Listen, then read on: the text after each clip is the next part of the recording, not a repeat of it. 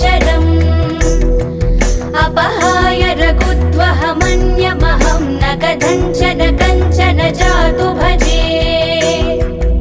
विना वेङ्कटेशं ननादो ननादः सदा वेङ्कटेशं स्मरामि स्मरामि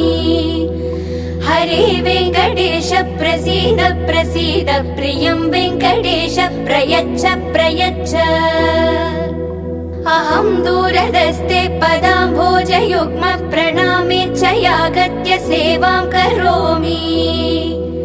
सकृत्सेवया नित्यसेवाफलं त्वं प्रयच्छ प्रयच्छ प्रभो वेङ्कटेश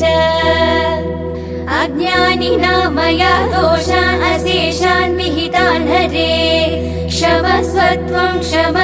त्वं